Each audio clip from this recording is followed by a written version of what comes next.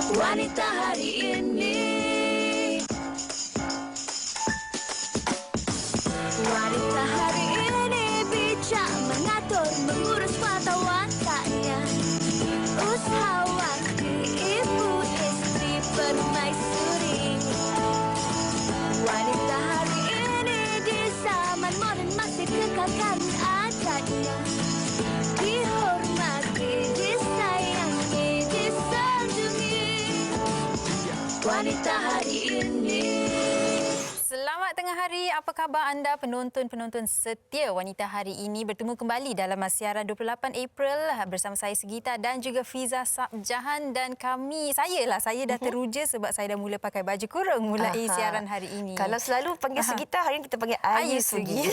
Okey. Dan saya kira bagi umat Islam berbaki 14 hari saja lagi sebelum kita meraihkan hari kebenangan, iaitu meraihkan sambutan Syawal, dan saya kira pasti ramai juga dalam kalangan kita ini dah pun membuat pelbagai persiapan. Ada yang dah membuat persiapan baju, ada yang mungkin dah tahu tak tahu lagi sama ada boleh ataupun tidak berhari raya bersama dengan keluarga, dah pun membuat persiapan awal menghantar secara pos pakaian, kuih raya dan macam-macam lagi. Tetapi ini juga yang nak kami kongsikan kepada anda saban hari kan Sugi. Walaupun kita dalam keterujaan membuat persiapan, ada juga sedikit kesedihan kalau tak dapat berhari raya bersama dengan yang tersayang. Namun ini nak terus kita kongsikan kepada anda tentang bagaimana kita harus menitik beratkan tentang faktor-faktor keselamatan dan juga kesihatan kita dan juga insan-insan di sekeliling kita Sugi. Ya Fiza, setiap hari di WHI kami ingatkan anda 3W lah, terutamanya wear, wash and also wear your mask kan. Tapi itulah macam Fiza katakan, mungkin tahun ni kita tidak boleh menyambut hari raya bersama dengan insan-insan tersayang, tetapi untuk kebaikan semua orang juga. Dan kalau boleh kami nak memberikan anda status terkini kes COVID-19. Kes baharu setakat semalam adalah sebanyak 2,733 kes dengan angka sembuh baharu sebanyak 2,019 kes. Dan kalau kita lihat taburan kes semakin meningkat seperti kita semua dah sedia tahu, dan beberapa negeri dilanjutkan PKPP adalah negeri Perlis, Terengganu, Perak, Melaka, wilayah Persekutuan Putrajaya, Negeri Sembilan, Pahang, wilayah Persekutuan Labuan dan juga Kedah, dan negeri-negeri PKPB pula Fiza. Bagi negeri-negeri yang masih lagi dilanjutkan PKPB, iaitu di Selangor sendiri, wilayah Persekutuan Kuala Lumpur, Sabah, Johor, Pulau Pinang dilanjutkan sehingga 29 April, daripada 29 April hinggalah ke 17 Mei, manakala di Sarawak pula berkuat kuasa pada 27 April hingga ke 17 Mei 2021. Dan seperti ramai juga yang sedia maklum, di seluruh jajahan negeri Kelantan dilanjutkan PKP sehingga 17 Mei 2021. Dan ini juga kita nak kongsikan, kalau kita lihat jumlah kes positif bukan saja meningkat di Malaysia, tetapi juga kalau kita lihat jumlah peningkatannya secara global, apatah lagi di negara India. Dan justru itu juga sekatan sementara penerbangan keluar masuk India dikuatkuasakan pada 28 April 2021 untuk mencegah kemasukan varian baharu dari benua kecil itu, sekaligus mencegah penularan COVID-19 dalam Malaysia. Dan ingin juga kami kongsikan, ini dia yang dikongsikan oleh KKM juga, iaitu vaksin AstraZeneca adalah selamat untuk warga emas dan bermula 19 April tempoh hari. Vaksin ini sesuai dan mula digunakan bagi fasa 2 program imunisasi COVID-19 kebangsaan untuk golongan usia 60 tahun ke atas. Mungkin ramai juga yang takut kan atas laporan-laporan yang dikeluarkan. Tetapi kalau kita lihat jumlah ataupun peratusnya hanyalah kecil, 0.04% saja boleh menyebabkan masalah darah beku tersebut. Semalam saya lihat juga ciapan di Twitter DG Hisham sendiri yang ada menunjukkan antara perbezaan kesan-kesan pengambilan vaksin ini dan juga ubatan-ubatan lain, kalau mungkin anda nak kongsi ataupun nak saksikan sendiri. Okey, kita tinggalkan tentang COVID-19 ini. Hari ini kami nak kongsikan sesuatu kepada anda. Kalau 2 hari yang lepas, apabila Menteri Pendidikan mengumumkan bahawa akan bermula PDPR 10 hari selepas Aidilfitri, ia memberi pelbagai reaksi positif dan juga negatif dalam kalangan ibu bapa khususnya. Yang mana ada yang bersetuju dan ada pula yang mungkin kurang bersetuju. Betul. Dan ada macam-macam komen yang dikongsikan. Namun saya kira apa yang dilakukan ini pasti untuk mencari satu titik tengah bagi memastikan kelangsungan, kebaikan untuk semua pihak yang terlibat. InsyaAllah. Setuju sangat dengan apa yang Fiza katakan dan sememangnya saya kira ramai ibu bapa di luar mempunyai pendapat masing-masing lah mengikut orang kata mengikut kesesuaian rutin harian mereka, terutamanya yang bekerja mungkin akan menghadapi cabaran sekali lagi, tapi itulah yang Fiza katakan, kita harus mencari titik tengah bagi isu ini. Jadi mungkin anda di rumah ada pendapat anda sendiri mengenai pengajaran dan pembelajaran di rumah ini, anda boleh terus ke Facebook WHI dan kongsikannya bersama dengan kami. Dan kalau sempat kami akan bacakan komen-komen anda. Okey, kami nak berehat dahulu seketika. Pastikan terus bersama kami di Wanita Hari Ini. Wanita hari ini.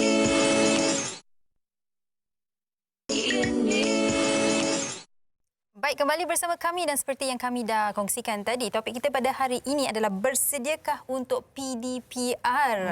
Okey, baik, seperti mana yang kita dah tahu, pengajaran dan pembelajaran di rumah dilanjutkan setelah cuti hari raya dan ini mungkin menjadi cabaran buat para ibu bapa di rumah. Sebenarnya bukan sahaja para ibu bapa, guru-guru dan juga murid-murid juga. Dan bagaimana situasi boleh kita orang kata ditambah baiklah sebab sebelum ni sudah pun ada PDPR. Okey, awak nampak risau? Saya tak risau. Saya rasa itulah saya tak boleh suarakan pendapat saya dahulu. Kita dengarkan pendapat panel kita. Kita bersama dengan Dinas Mokhtar hari ini sebagai seorang ibu mempunyai 3 orang cahaya mata yang 2 masih lagi bersekolah dan kita juga bersama dengan Encik Zahid lah. Ada 4 orang cahaya mata tapi 3 orang dah ke universiti. Seorang je masih di tingkatan 5 insya-Allah. Okey Encik Zahid, kita mulakan perbincangan kita dengan saya kira ini satu isu yang dibincangkan sangat panas juga ya. Sejak 2 hari yang lalu ada yang bersetuju, ada yang tidak bersetuju. Ada Camp A kata tak perlu tutup, Camp B kata kena tutup dan sebagainya. Tetapi saya kira apa yang dilakukan oleh pihak kerajaan ketika ini adalah untuk mencari titik tengah bagi kesenangan semua pihak, mencari jalan yang terbaik untuk semua orang. Mungkin kita boleh kongsikan bagaimana sebenarnya kita lihat PDPR ini sebenarnya dapat memberi satu impak yang positif. Apatah lagi dalam kita lihat kenaikan kes yang semakin hari semakin meningkat jumlahnya ketika ini, Cik Zahid. Okey. Terima kasih. Terima kasih. Assalamualaikum semua. Waalaikumsalam. Ladies semua hari ini. Ya betul Fiza. Kalau tengok dalam forum mana-mana pun kan mesti ada 2 pihak lah. Ada yang duk pressure suruh tutup sekolah. Bila tutup pressure suruh buka pula. Agaknya tugas menjadi Menteri Pendidikan paling pening kepala lah sekarang ni untuk memuaskan hati semua pihak. Jadi memang tak mungkin berlaku lah. Sebabnya macam Fiza pun ada sebut tadi dan Sugita pun ada sebut masing-masing ada kekangan masing-masing. Terutama yang bekerja lah. Saya banyak interaksi dengan parent, saya dengar dua-dua pihak. Jadi saya pun kesianlah kepada kedua-dua camp tersebut yang bekerja memang real. Mereka tak ada bantuan kat rumah. Bila anak ke sekolah tu dia rasa lega sikit sebab pembelajaran terjamin. Dan apabila berada di rumah, pertama sekali mungkin mereka tak dapat pelepasan dari majikan. Jadi mereka terpaksa betul-betul berharap kepada anak tersebutlah untuk jujur dalam belajar. Itu satu hal. Satu hal lagi ialah kekangan teknologi dari segi gadgetnya tak ada ataupun internetnya slow dan pelbagai lagi lah. Jadi di sinilah bermula episod mana satu yang betul ni. Memang saya rasa dia dalam keadaan sekarang ni tak ada orang yang kita saya harap semua ibu bapa boleh faham lah. Tak ada jawapan yang betul lah. Saya tanya kementerian pun mereka pun tak tahu jawapan yang betul. Tanya dunia sekalipun tak ada lagi yang ada betul-betul solution yang memuaskan hati semua orang. Memang tak dapat. Jadi kita pegang yang tu dulu. Itu paling susah nak diterima sebenarnya. Sebab bila kita tak terima benda tu, kita akan ada prasangka. Kita akan kata kerajaan tak prihatin lah. Ibu bapa yang nak suruh tutup sekolah ni selfish lah. Macam-macam. Jadi membuatkan banyak perbincangan yang tak produktif lah bagi saya. Dan kena pula dia jadi bermusuh-musuhan. Dah bergaduh-gaduh dalam internet tak pasal kan. Dalam WhatsApp group pun ramai lagi hebat bergaduh. Jadi tak ada solution. Jadi pada pandangan saya ini tindakan pertama yang Kementerian Ambil ni kita sokonglah. Sebab mula-mula saya pun tak faham kenapa 10 hari. Ada juga rasa nak komplain kan. Kenapa tak tutup terus 10 hari pula. Dan bila kita cuba perhalusi, kita faham, barulah kita perasan, oh rupanya itu macam tempoh kuarantin. Sebab ada yang balik kampung dari berbagai tempat seluruh negara. Dan kalau terus balik ke tempat, mungkin itu jadi ejen perebakan virus pula. Jadi kalau kita faham benda tu, kita seolah-olah kita membuka minda kita untuk memahami tindakan yang seterusnya. Jadi keyword dia kat situ buka minda. Ya, saya suka apa yang Cik Zaid katakan tu, Sugi dan juga Dinas, buka minda. Ini yang kadang-kadang kita ni, kita baru dengar ataupun kita baru baca headline tanpa kita memahami intipatinya, kita dah buat solusi kita sendiri, kesimpulan kita sendiri, terus marah dan sebagainya. Tapi itu yang kita nak cakap tadi. Kita lihat sebenarnya bagaimana semua pihak ini mengambil satu titik tengah untuk bagi memastikan semua pihak ini terjaga. Kalau nak puaskan hati semua orang tu mungkin susahlah kan, tapi nak mencari satu titik tengah. Betul tu Fiza. Sebenarnya emosi kita, pendapat kita tu tak salah, tapi reaksi kita tu kita harus orang kata kontrol lah sikit. Sebab seperti yang Cik Zaid katakan, kalau kita memperhalusi, mungkin tempoh 10 hari itu adalah untuk kebaikan semua orang, sebab kita tak tahu kanak-kanak kan. Dan mungkin Dinas sebelum ini sudah pun orang kata melalui fasa PDPR ini bersama dengan 2 orang anak. Dan setelah tempoh 10 hari ini dilanjutkan, ramai kawan saya sendiri yang anak mungkin anak mereka darjah 1 dan darjah 2 juga, alamak peningnya PDPR sekali lagi. Tapi kalau mereka melihat daripada seperti yang Cik Zaid katakan, kalau membuka minda mereka dan lihatnya dari gambaran besarnya adalah untuk kebaikan anak mereka juga. Tapi bagi Dinas sendiri sebagai seorang ibu, apabila berita ini keluar, apakah reaksi Dinas sendiri? Bagus, sebab sebenarnya sebelum diorang buat announcement ni pun memang anak-anak dia tak pergi sekolah. Sebab sekarang ni banyak cases yang daripada budak-budak yang tak ada yang dapat COVID, yang tak ada simptom, berikan kepada diorang punya nenek di rumah, diorang punya parents kat rumah. Jadi itu yang kita takut. Sebab apa? Kita ada orang tua kat rumah kan. Jadi kita kena jadi extra careful lah. Sebab dan bagi Dinas rasa kita orang dah biasa dengan online classes. Sebab diorang punya tuition pun online sekarang. Dan apa yang baiknya Dinas tengok benda ni daripada aspek positif, kita dapat teknologi-teknologi yang daripada tuition teachers yang daripada Singapore yang dapat tolong dan dapat ajar anak-anak kita di Malaysia ni. Bukan nak cakap tuition dekat Malaysia ni tak bagus, tapi kita dapat explore banyak benda. Banyak benda baru yang kita boleh tahu. Saya kira bukan saja dalam pendidikan kita di televisyen juga kan, banyak juga yang kita guna pakai dalam tempoh PKP sebelum ini. Cik Zaid, kalau kita lihat faktor demografi juga memainkan peranan yang penting. Namun ini bukan kali pertama PDPR dilakukan. Malahan mungkin ini juga apabila telah pun diberitahu awal, ia juga boleh membuka ruang dan juga peluang kepada ibu bapa untuk membuat persediaan awal. Mungkin daripada sebelum ni ada juga dalam kalangan ibu bapa yang dah pun mula membeli gadget dan sebagainya. Ada yang baru sampai. Beli baru sampai, ada yang baru dapat dan sebagainya. Jadi dengan langkah yang diberitahu kerajaan awal ini juga mungkin boleh memberi ruang kepada guru-guru untuk menyediakan modul, kepada ibu bapa untuk membuat persiapan awal, mempersiapkan minda mereka dan juga memastikan anak-anak ini mampu untuk belajar, tak kira di mana mereka berada, bukan saja di bandar tapi juga di luar bandar. Benar sekali, saya sangat setuju. Sebab tu kadang-kadang bila keluar pengumuman tu pun ramai yang kata, Allah, kenapa 2 minggu, kenapa bukan besok kan? Sebab mereka mengambil mudah kan. Kadang-kadang kita tengok situasi kita saja. Kita memang bersedia kan, tapi tak semua orang ada persediaan. Saya sendiri banyak kawan-kawan anak saya pun walaupun sekolah bandar, ada yang tak ada komputer, ada yang berkongsi kan. Jadi itu baguslah kita bagi peluang untuk mereka, mungkin ada boleh pinjam ke kan, dari boleh cari dengan kawan-kawan, dengan keluarga, dan kita pun kalau ada kelebihan ada lebih, pinjamkanlah sekejap. Saya pun ada pinjamkan komputer kepada kawan anak-anak kan, punyalah happy mereka kan, padahal komputer lama je pun. Dan inilah kita kena sensitif lah bagi tadi kita minda terbuka, yang kedua kita sensitif lah kepada situasi orang lain kan. Ramai yang tak mampu, ramai yang ni. Dan sentuh pasal tu, kerajaan pun ada buat pengumuman bajet dari itu untuk memberi tablet semua tu kan. Itu pun mengambil masa sebenarnya. Diharapkan proses tu berjalan lah. Dan by the time buka PDPR nanti, sekurang-kurangnya dah ramai dapat. Kalau tak semua pun dah ramai dapat benda tu. Ini pun harapan kami jugalah sebagai rakyat kan, nak tengok anak-anak yang mungkin tak mampu supaya tak ketinggalan. Sebenarnya jadi, masalah juga tu kalau betul. kita ada lebih daripada seorang anak dan kita kena buat online classes, pastinya kena ada seorang satu gadget sendiri. Jadi tu Kadang-kadang adalah waktu tu kan. Lagi satu sekarang alhamdulillah dah ada Didik TV kan. Mungkin kita boleh maksimumkan penggunaan Betul, tu lah. Ibu boleh synchronize jadual belajar, suruh refer. Cik Zaid, 15 jam siaran Didik TV ni yang anda boleh manfaatkan sebenarnya kan.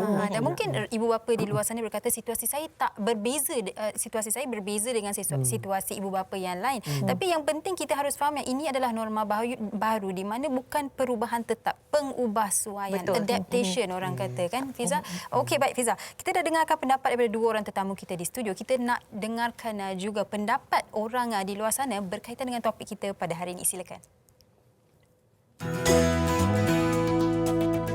Sebagai ibu bapa, kita terpaksalah menggalas semula tugas sebagai seorang guru. Kita perlu memastikan supaya capaian internet di rumah dapat menampunglah PDPR secara atas talian ni. Disiplin anak-anak juga perlu ditingkatkanlah supaya mereka dapat mengikuti kelas secara atas talian ini secara terjadual. Tak ada apa-apa persediaan yang barulah sebab sebelum ini pun kita pernah kan berdepan dengan situasi yang mana anak-anak kita PDPR.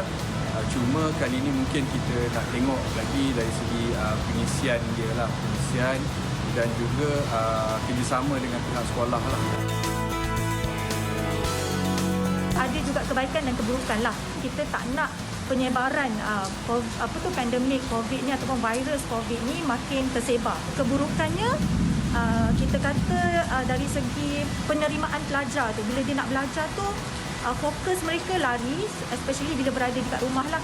Saya kurang bersetuju sebab sebelum ni mereka memang bersedia untuk masuk ke sekolah. Jadi kelengkapan untuk pergi ke sekolah tu telah pun disediakan oleh ibu bapa saya.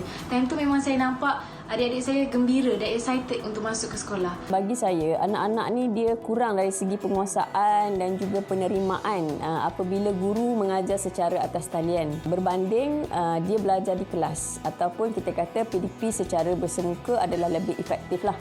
Fokus anak-anak juga akan terganggu apabila mereka belajar di rumah lah, di mana suasana ataupun ruang untuk mereka belajar tu mungkin tidak sesuai atau tidak kondusif. Sesuai kena pada masanya lah sebab kita tengok pun kadar bilangan jangkitan pun semakin meningkat kan, malah bilangannya mencecah ribuan.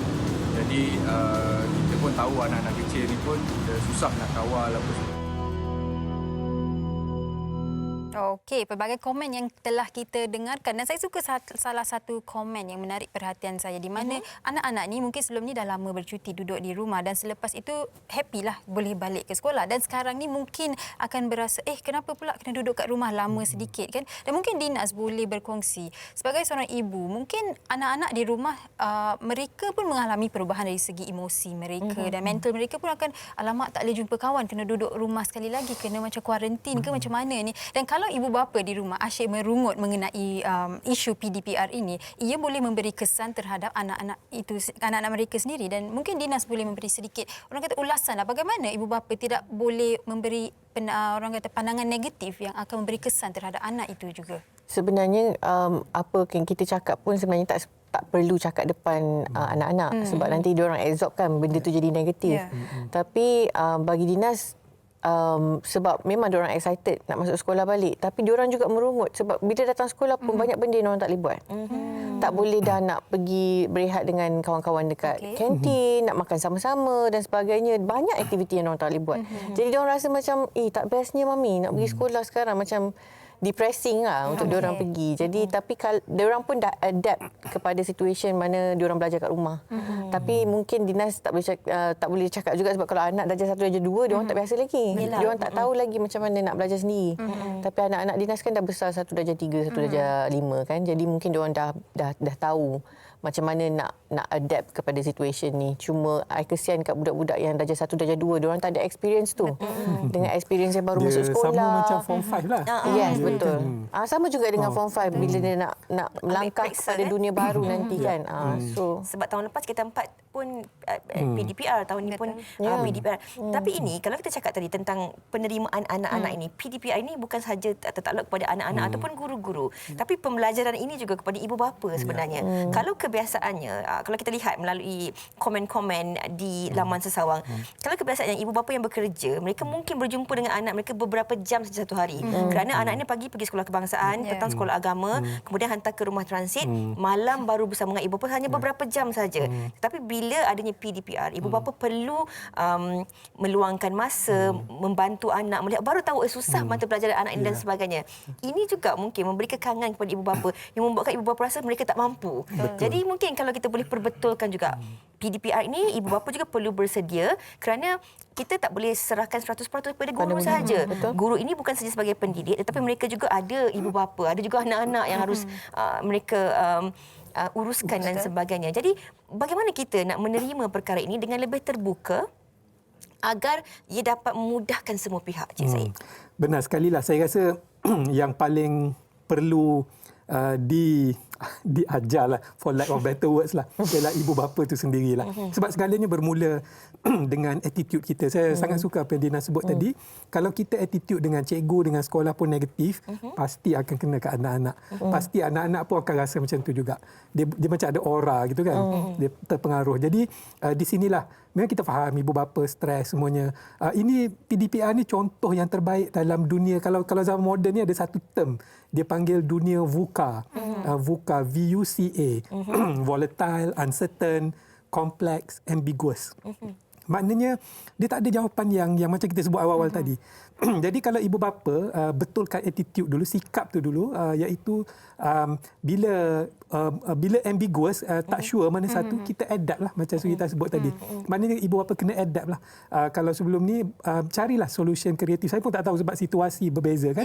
Ada yang saya pernah tengok, ada yang letak anak dekat pengasuh satu hari supaya pengasuh tu pantau. Mungkin kena keluar duit lebih sikit, tetapi bagi saya berbaloi lah, sebab jangan anggap benda tu sebagai belanja tambahan, tetapi lebih pada pelaburan untuk anak-anak kita. Ada mungkin yang boleh bincang dengan majikan untuk jaga di rumah, dan betul mungkin kepada pihak cikgu-cikgu pula boleh bekerjasama. Dia ada sebenarnya cikgu-cikgu dia ada satu plan, dipanggil apa, plan pendidikan harian ke lebih kurang macam tu. Plan didikan harian lebih kurang macam tu, yang di mana plan tu ialah objektif dia nak mengajar apa gitu. Mungkin cikgu boleh share dengan ibu bapa, okey parents, hari ni kita akan ajar benda ni. Jadi ibu bapa boleh refer, capai tak objektif, anak faham ke tak. Inilah contoh kerjasama yang mantap lah di antara ibu bapa, guru, dan mungkin pihak PIBG boleh memainkan peranan untuk memudah carakan dalam WhatsApp group tu, buatlah peraturan tertentu supaya jadi positif WhatsApp group. Saya rasa kalau buat macam ni, insya-Allah masing-masing bantu sikit teamwork, sebab kan? teamwork. Memang tak boleh lari pada tu. Kita tak boleh buat benda tu lebih kita bagi 100% kepada cikgu. Betul. Sebab itu kerja dia. Tapi sebenarnya sebab kita menghadapi benda ni dalam satu dunia. Betul. Cikgu tu pun sendiri tak expect benda ni akan berlaku. Jadi kita sebagai parents pun kena satu team untuk try overcome situation ni, daripada kita complain dan dia macam jadi satu benda yang virus yang energi yang sangat tak best. Kalau komplain ada solution, okey juga. Betul. Komplain. Kalau kita baca pun sakit hati. Sebab saya kira itulah apa yang Cik Said dengan Dina katakan tadi. Kita kena ada kerjasama bagi membantu memudah cara bagi pihak guru dah sediakan modul dan sebagainya. Kita sebagai ibu bapa di rumah sama-sama memantau dan membantu anak-anak ini. Tapi kita tak lupakan juga bagi anak-anak yang mungkin berada di luar bandar kan, Sugi? Kalau kita lihatlah Fiza, saya suka Fiza untuk anak yang duduk di luar bandar, sebab kali ini mungkin mereka yang duduk di asrama di bawah KKM boleh pulang ke rumah. Itu mungkin berita yang menggembirakan, tapi selepas itu apa yang berlaku adalah apa yang kita risaukan. Dan mungkin di sini kita boleh mengulas sedikit bagi mereka yang dah lama tak berjumpa dengan keluarga, kini boleh pulang ke rumah dan kemudian harus belajar dari rumah. Ia juga mungkin akan menjadi kekangan buat mereka, sebab mungkin di asrama lain situasinya dan di rumah adalah lain. Mereka harus mengadaptasi. Dan bagaimana pula mereka yang di rumah itu boleh membantu mereka yang mungkin baru pulang dari luar bandar ataupun asrama untuk mengadaptasi situasi di rumah. Mungkin Encik Zaid boleh kongsikan juga. Okey.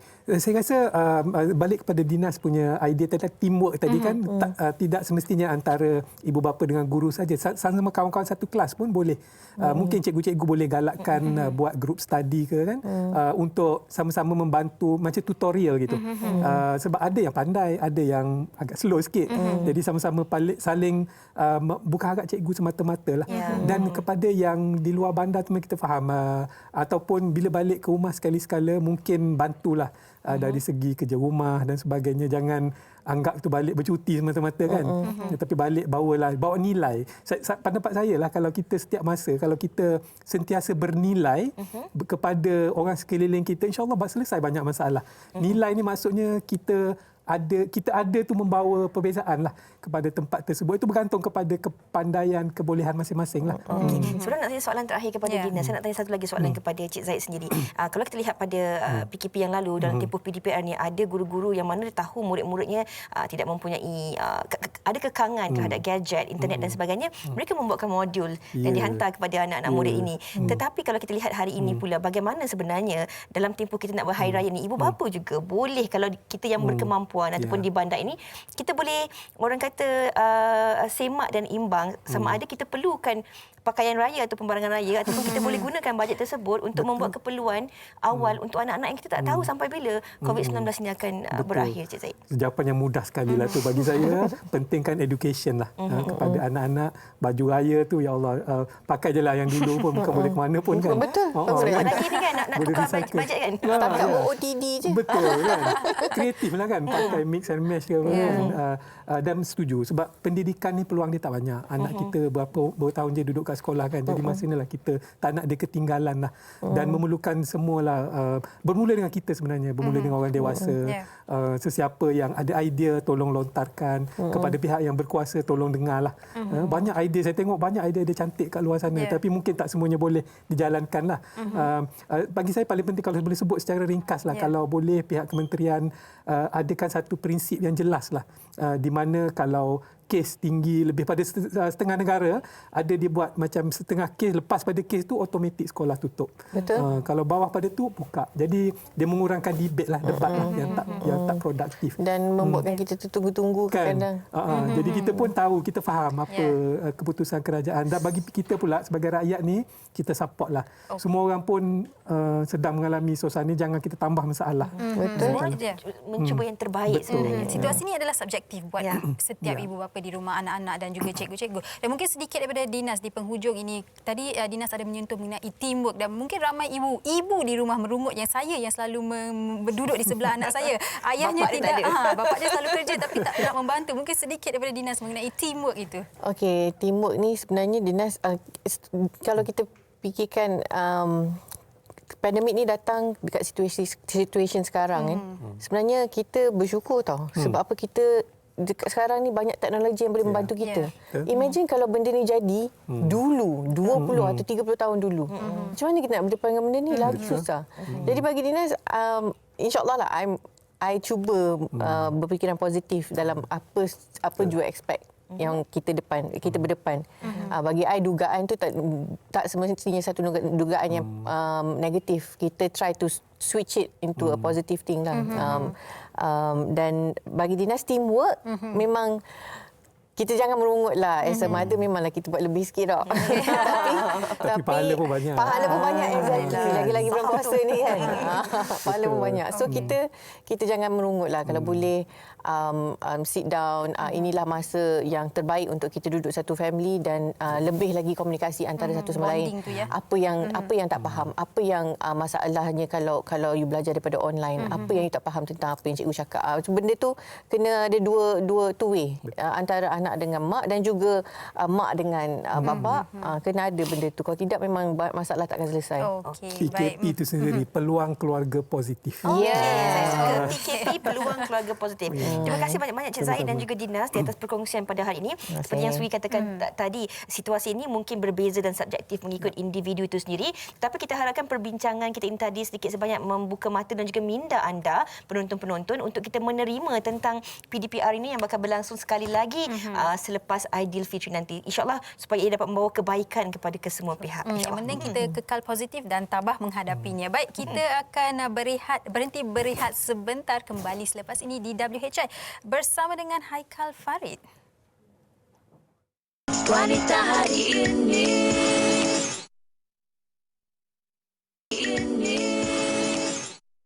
Baik, kembali bersama kami dan dalam segmen tajaan hari ini kita bersama dengan Glusena dan bersama dengan saya adalah dua orang pakar yang akan berkongsi bersama dengan kita pelbagai informasi berkenaan dengannya. Di sebelah saya adalah Profesor Madya Dr. Barakatun Nisa Muhammad Yusof selaku Pegawai Dietetik dan Pencerah Kanan Jabatan Dietetik Fakulti Perubatan dan Sains Kesihatan UPM. Selamat datang Doktor. Hai, Doktor sihat ya. Okey, dan di sebelahnya pula adalah Dr. Nina Mazira Muhammad Said selaku Pengarah Perubatan Unit Nutrisi Abbott Malaysia. Okey, baik Doktor. Mungkin kita mulakan dengan Dr. Nisa dahululah ya. Kalau kita sebut mengenai Malaysia dan makanan tidak boleh dipisahkan dengan setiap orang. Kita suka makanan dan syurga makanan. Betul. Orang kata.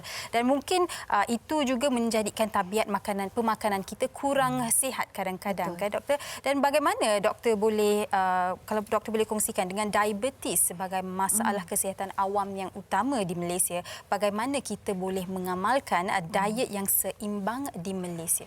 Okey, soalan tu sangat bertepatan kerana sekarang bulan Ramadan ya dan Ramadan merupakan macam festival makanan. Tapi inilah yang kita kena betulkan terutama dalam kalangan mereka yang mengalami diabetes.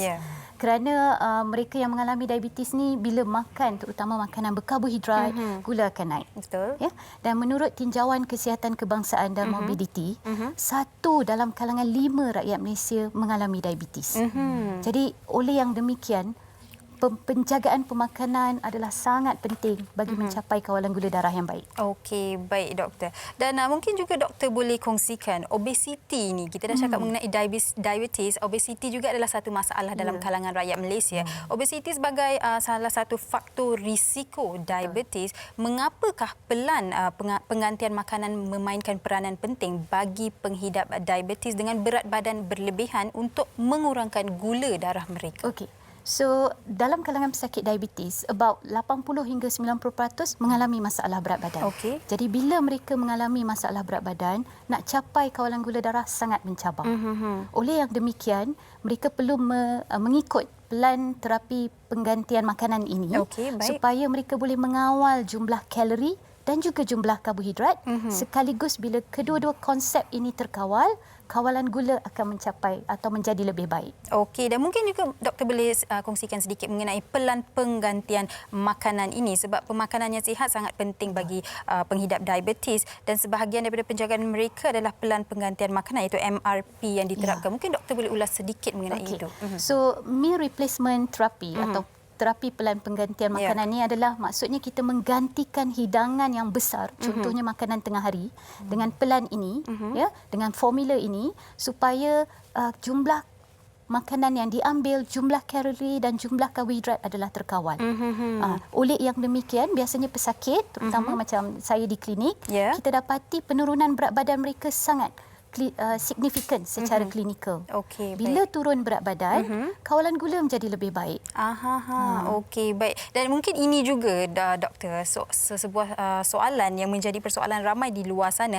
Sama ada penghidap diabetes harus berpuasa ataupun tidak dan bagaimana sekiranya perlu, bagaimana mereka harus menguruskan diet mereka pada bulan Ramadan ini. Alright. Keputusan untuk berpuasa sepatutnya diambil sebelum Ramadan lagi. Mereka perlu berbincang dengan doktor mereka. Okey, baik. So sekiranya mereka telah diberi green light untuk berpuasa, of course selain daripada pengambilan ubat yang betul, penjagaan pemakanan juga mestilah teratur dan tepat. Okey, baik. Antaranya perancangan, hati-hati dengan makanan dan minuman manis, ya, mulakan berbuka dengan hidangan yang lengkap seperti sayur, protein, ya, dapat mengawal gula dalam darah. Okey, dan mungkin di sini doktor boleh berkongsi sedikitlah bagi sewaktu sahur apa yang boleh mereka makan, sewaktu berbuka puasa apa boleh dimakan dan mungkin panduan bagi mereka untuk mengikut. Right. Untuk bersahur, sahur adalah makanan yang paling penting untuk pesakit diabetes ya, sebab itu macam breakfast earlier in the morning. So untuk bersahur mereka perlu memilih makanan berkarbohidrat dari sumber yang tidak menyebabkan gula naik dengan cepat. Ya, seperti beras perang, roti gandum penuh, sayur-sayuran dan juga susu.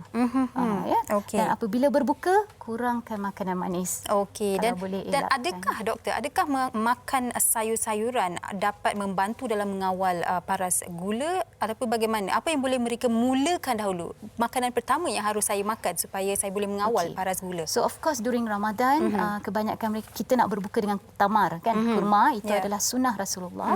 Dan kemudian apabila kita makan hidangan lengkap kita seperti nasi, protein, ayam atau ikan dan juga sayur, kajian menunjukkan apabila pesakit diabetes mengambil sayur dahulu, mereka dapat menjadi lebih kenyang dan tidak tambah lebih banyak nasi, dan oleh yang demikian gula akan menjadi lebih terkawal. Okey, baik. Dan kini kami nak tujukan soalan kepada Dr. Nina pula ya. Dr. Nina, ramai penghidap diabetes menghadapi cabaran untuk mengawal paras glukosa kerana pengurusan diabetes yang terlalu menuntut masa dan juga tenaga mereka. Dan apakah kaedah yang terbaik boleh doktor cadangkan bagi mereka membantu dalam menguruskan keadaan ini?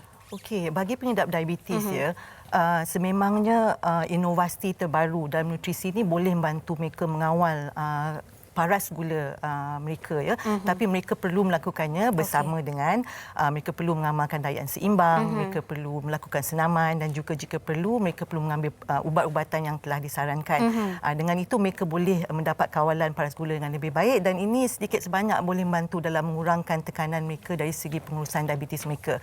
Jadi nutrisi khusus untuk diabetes ya adalah sumber nutrisi yang berkhasiat dan ringkas untuk pengidap diabetes. Dan ini membantu mereka menguruskan diabetes dengan memberi mereka pilihan. Sama ada menggunakannya sebagai hidangan pengganti ataupun sebagai snack yang sihat untuk diambil.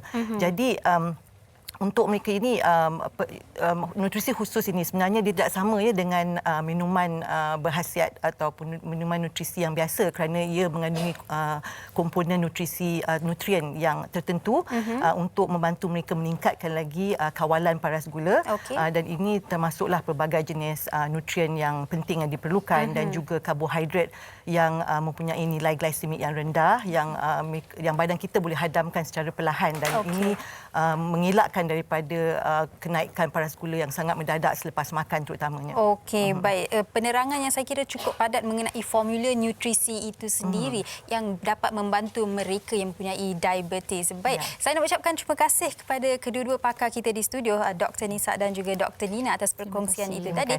Baik, anda di rumah, kami tinggalkan anda dengan sedikit hiburan sebelum kita berjumpa dengan Fiza sekali lagi. Terimalah Tak Terganti daripada Haikal Farid.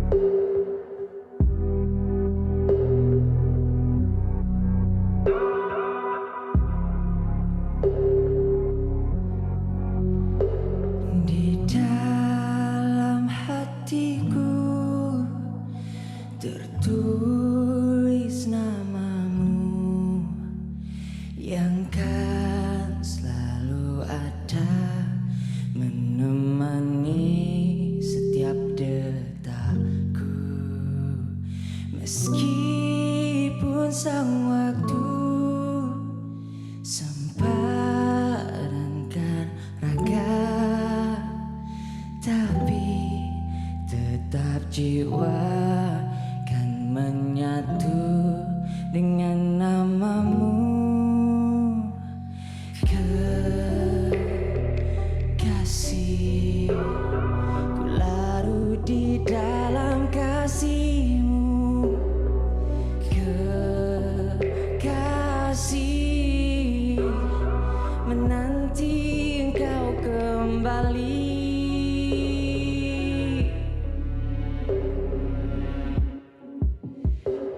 Takkan pernah terganti sampai kapan pun tak terganti meski jantung tak berdetak lagi dirimu tetap abadi kau takkan pernah terganti sampai kapan pun tak terganti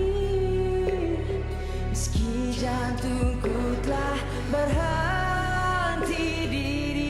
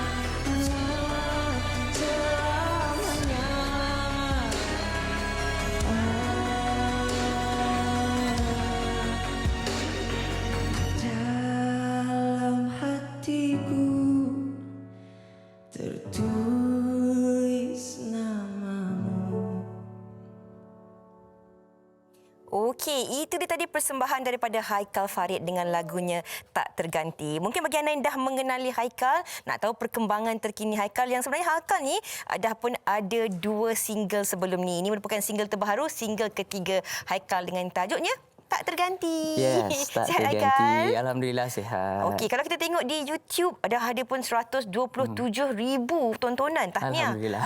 Okey, walaupun lagu ni dikeluarkan ketika tempoh PKP yang lalu kan? Ya. Mungkin Haikal boleh kongsikanlah siapa penulis liriknya, komposer dan apa kisah di sebalik Tak Terganti ni.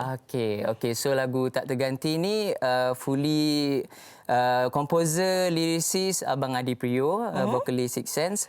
Okey, so dia lah yang buat lagu ni, and lagu ni berkisahkan tentang tak terganti tu, maksudnya cinta yang tak terganti, iaitu cinta Maha Esa terhadap kita and cinta kita terhadap Maha Esa lah. Haikal masuk ke lagu cinta-cinta ke? Single sebelum ni Demam Cinta, betul tak? Betul lah. Cinta kan benda yang manis dalam kehidupan. Oh, dah. Sedang bercinta ke? Pernah bercinta tu adalah biasalah, time-time sekolah ke. Okey, tak maksudnya sedang bercinta ke? Bercinta bersama keluarga. Pandai jawapan dia. Okey, kalau kita lihat baik-baik lirik lagu ini juga membawa maksud-maksud yang tersendiri. Seperti Haikal katakan tadi, cinta yang tak terganti, cinta kepada Yang Maha Kuasa dan sebagainya. Jadi setakat ini bagaimana Haikal merasakan dengan lirik-lirik lagu yang berkonsepkan lebih positif ataupun ketuhanan ini dapat diterima ramai oleh peminat-peminat Haikal? Okey, bagi Haikal macam sebab lagu ni pasal lagu ketuhanan kan. So general lah sebenarnya. Tak kisahlah kita agama Islam ke, agama macam-macam agama dalam dunia ni kan. So bagi Haikal sepatutnya orang boleh dengar lagu ni dan boleh memahami lirik ni lebih senang lah, sebab yelah pasal Tuhan kan. Semua orang kadang-kadang ada kepercayaan sendiri, ada ke Tuhan yang diorang percaya sendiri kan. So bagi Haikal lagu ni sebenarnya simple je. Pasal ketuhanan, cuma kena faham betul-betul lirik dia je. Kita maksudnya Haikal cuba membawakan lagu yang lebih positif lah. Yes, betul. Okey. Haikal, mungkin Haikal juga boleh kongsikan kepada penonton-penonton. Dah pun ada 3 single. Apa perancangan Haikal sebenarnya dalam industri muzik selepas ni? Seterusnya? Sebenarnya macam Haikal dah lebih kurang 3 tahun lebih dah dalam industri. Cuma setakat ni tak ada rezeki lagi untuk, macam orang cakap, nama tu orang kenal lah. Kalau sebut orang kenal lah kan. So Haikal just sekarang ni insya-Allah Haikal keep keluarkan single, keep keluar single yang sedap-sedap supaya nanti makin lama orang makin kenal Haikal. Walaupun mungkin sekarang ni belum rezeki Haikal lagi. So tapi tak apa, Haikal tak give up. Haikal just teruskan lagi dalam industri muzik. Okey. Kalau mungkinlah Haikal, penonton-penonton wanita hari ini nak terus berkenalan bersama dengan Haikal, mungkin boleh kongsikan Instagram ke Facebook atau YouTube Haikal? Okey, boleh. Instagram Haikal, korang boleh follow Haikal Farid. Twitter pun Haikal ada, Haikal Farid 143. YouTube pun Haikal ada juga, Haikal Farid, and Facebook Haikal Farid. And TikTok ada juga. Okey, terima kasih itu ucapkan kepada Haikal dan selamat maju jaya. Kalau ini dah lagu yang cuba dibawakan dengan konsep yang lebih positif, mungkin lepas ni ada lagu yang berbeza lagi ya. Lagu yang berbeza. Okey, jadi nantikan kemunculan Haikal dengan single terbarunya selepas ini. Jadi kita nak berehat dahulu seketika, kembali selepas ini di Wanita Hari Ini. Wanita Hari Ini. Baik, kembali bersama kami dan sekejap sahaja 1 jam sudah pun berlalu dan kami berharap apa yang dikongsikan hari ini memberi manfaat kepada anda semua supaya bolehlah membuat persiapan awal sebelum menghadapi PDPR sekali lagi. InsyaAllah. Dan esok kita akan kembali lagi bersama dengan rakan hos yang lain dengan topiknya Hebatnya Memberi bersama dengan Nuzul Quran. Okey, dari pihak penerbit hari ini, Irin Putri Azmi dan juga seluruh kru tim produksi Wanita Hari Ini dan juga kru teknikal, kami nak ucapkan terima kasih kepada anda semua yang sudi bersama kami dari awal hingga ke hujung ini. Jaga diri elok-elok, pastikan ikut SOP yang telah pun ditetapkan. InsyaAllah panjang umur kita berjumpa lagi. Ingat 3W, wear, wash, warn. Jumpa lagi. Terima kasih. Bye. Kepada anaknya, dia ratu di hati. Tunggak keluarga, kalau bukan dia siapa lagi? Wanita Hari Ini bijak mengatur, mengurus mata wataknya. Usahawati, ibu istri, permaisuri. Wanita hari ini di zaman modern masih kekalkan adatnya. Dihormati, disayangi, disanjungi. Dia usahawati aliran masa kini, dia penyambung warisan Sri Bahkan dia lemah lembut, baik budi pekerti. Tapi cekal hati dia tambah berani pendidik. Puteri dalam hal jati diri dia, permaisuri kepada si suami, kepada anaknya. Dia ratu di hati, tunggak keluarga. Kalau bukan dia siapa lagi? Wanita hari